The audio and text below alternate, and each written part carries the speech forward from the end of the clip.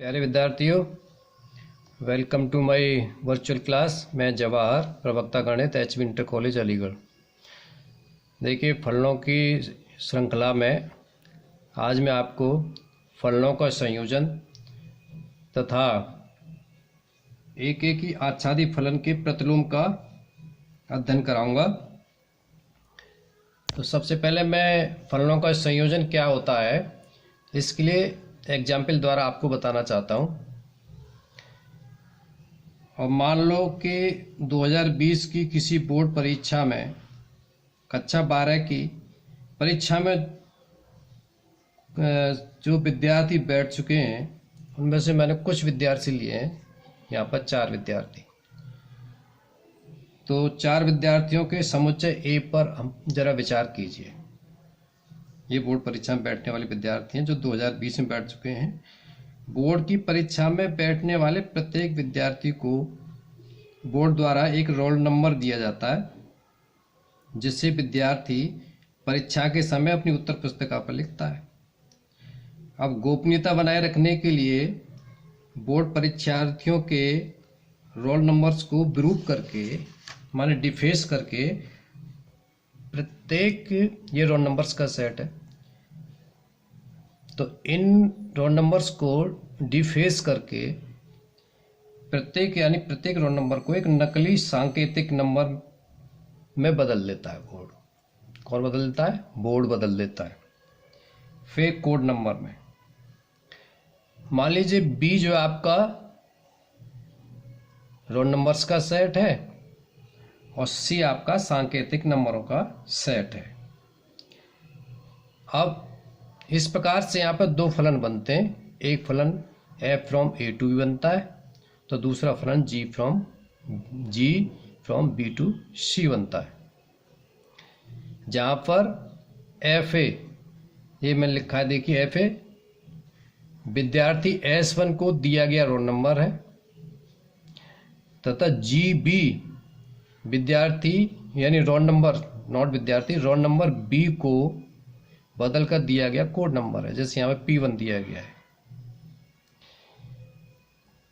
तो इस तरह से 2 फलन आपके परिभाषित हुए। तो इस प्रक्रिया में फलन f द्वारा प्रत्येक स्टूडेंट के लिए एक रोल नंबर निर्धारित होता है, तथा फलन g द्वारा प्रत्येक रोल नंबर के लिए एक सांकेतिक नंबर निर्धारित होता है।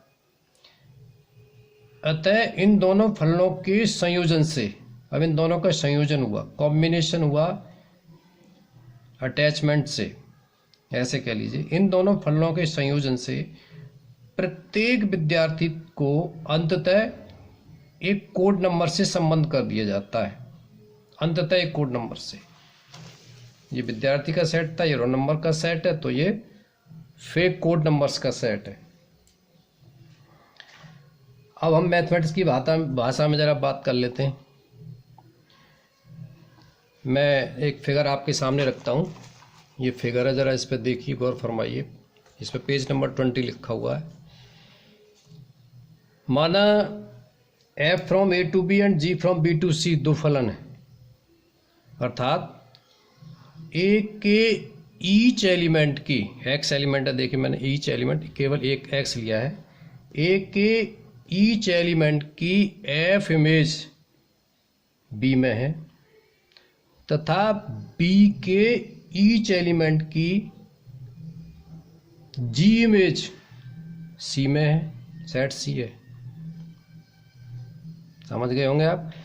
x की b में f इमेज क्या है? fx या y, और b के प्रत्येक एलिमेंट यानी y की g इमेज क्या है? यहाँ पर z है। तब a के ईच एलिमेंट का c के एलिमेंट से संबंध स्थापित हो जाता है। समझ गए? a के ईच एलिमेंट का c के एलिमेंट से संबंध स्थापित हो जाता है। तो तब g एंड f के संयोजन से, g और f के संयोजन से a एंड c के बीच एक नया फलन प्राप्त होता है जिसे गॉफ कहते हैं, GOF, जिसे गॉफ कहते हैं।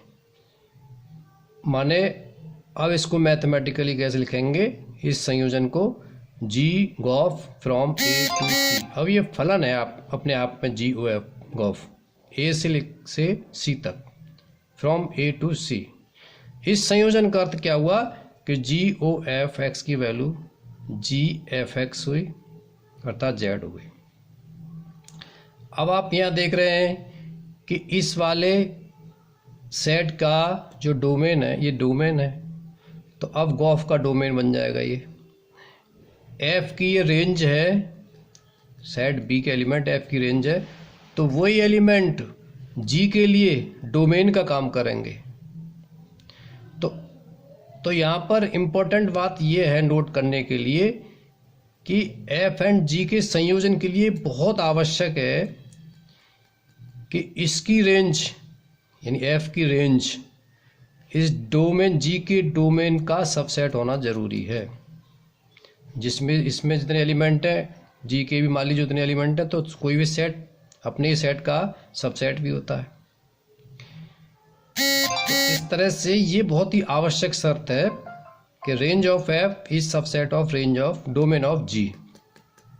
यहाँ पे दूसरा पॉइंट नोट करने लायक ये है कि गॉफ की वैल्यू जनरली फॉक के बराबर नहीं होती है, यानी क्रम प्रमेय नियम का पालन यहाँ पर नहीं होता है, लेकिन साहचर्य नियम का पालन होता है। साहचर्य नियम को 3 मैंने फलन लिए यहाँ पर F, G एंड H, तो यहाँ पर साहचर्य नियम का पालन होता है। फलन जो एक मशीन की तरह भी काम करता है। देखिए कैसे काम करता है, बिल्कुल मशीन की तरह।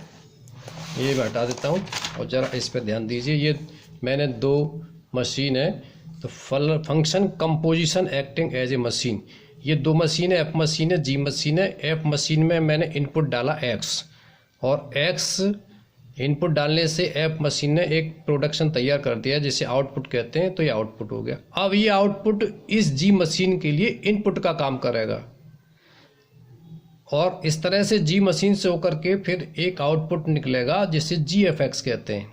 जैसे यहाँ पे मैंने X डाला था F मशीन से, आउटपुट क्या निकला इसका FX। अब ये FX G मशीन के लिए इनपुट का काम करेगा, तो G से होते हुए GFX आ जाएगा, जिससे यह GY कहते हैं, और इसी GFX को गॉफ X भी कहते हैं। तो इस तरह से जैसे परमाणु रिएक्टर्स में आपने देखा होगा, परमाणु रिएक्टर में 2 पार्ट होते हैं, उसके ईंधन डाला जाता है, वो ईंधन फिर ऊर्जा तैयार होती है, उसमें ऊर्जा बनने के बाद में फिर जो ईंधन बचता है उसी ईंधन का फिर दूसरे पार्ट में, परमाणु भट्टी के दूसरे पार्ट में प्रयोग किया जाता है, और फिर उससे जो ऊर्जा तैयार होती है फिर उससे ईंधन तैयार होता है। इस तरह से ये प्रक्रिया चलती रहती है। इसको फास्ट ब्रीडर रिएक्टर भी कहा जाता है वहाँ पर। और इस तरह का जो प्लांट है हमारे यहाँ, हमारे देश में, वो कलपक्कम में है, इंदिरा गांधी के नाम से। तो ये कंपोजिशन ऑफ फलन हो गया। अब इसको कैसे निकालते हैं ज़रा इसे देख लीजिएगा। ये NCERT का उदाहरण के रूप में मैंने लिया है पहला एग्जाम्पल। यहाँ पे ये कह रहे हैं कि F फ्रॉम 1, 3, 4 इसका डोमेन है ये, जैसे A to B लेते थे ना, G, B to C, इस तरह से फलन है 2। तो पहले क्वेश्चन समझ लीजिए, 2 फलन है इस तरह से। और F इजिकल टू ये सेट है आपका फलन का, यानी फलन है 1 के साथ जो पेयर है 2 के साथ में, यानी 1 की इमेज 2 है, मैंने ये बना दी यहाँ पर A और B। 1 की इमेज 2 है, 3 की इमेज 5 है, 4 की इमेज 1 है, ये लिखा है। इसी तरह से G वाले फलन में 1 की इमेज 3 है, 2 की इमेज 3 है एंड 5 की इमेज 1 है। तो हमें यहाँ पर देख रहे हैं रेंज यहाँ पर जो F की है वो 1 to 5 का सेट है, और इसी प्रकार से जो डोमेन है G का वो भी 1 to 5 है। तो रेंज आपकी डोमेन की सबसेट हो गई, क्योंकि अब आप कहेंगे डोमेन को सबसेट क्यों हो गया, 1 to 5 दोनों में एलिमेंट है, तो सबसेट इसलिए होगा कोई भी सेट अपने का सबसेट भी होता है। तो इस प्रकार से GOF का अस्तित्व आ जाता है, यानी GOF हमारा, हम GOF की वैल्यू निकाल सकते हैं। अब हमें निकालना क्या है इसमें, गॉफ 1 की वैल्यू, गॉफ 1 यानी ये 1 की वैल्यू। तो इसे कैसे लिखेंगे, GF1, और F1 क्या है, F1 का मतलब है 1 की इमेज क्या है F में 2, तो F1 की वैल्यू 2 हो गई, तो F1 की वैल्यू 2 रख दी हमने यहाँ पर। अब ये कहेंगे G के लिए काम करेगा 2, ये है आपका, तो 2 में इमेज क्या है G से, G2 की वैल्यू 3 है, तो 3 लिख दी है। इसी प्रकार से GOF3 की वैल्यू निकालेंगे, GF3 जहाँ पे F3 कितना है, इमेज कितनी है 5 3 की, तो F3 की वैल्यू 5 होगी और G5 की वैल्यू कितनी है 1, तो 1 हो गया। इसी प्रकार से GOF4 की वैल्यू निकालेंगे, GF4 G1 और इक्वल टू G3। तो इस प्रकार से अंततः GOF यानी GOF की वैल्यू आपके ये सेट आए 1 3 3 1 4 3। तो इसे आप समझ गए होंगे। आज इतना ही, इससे आगे का फिर। धन्यवाद।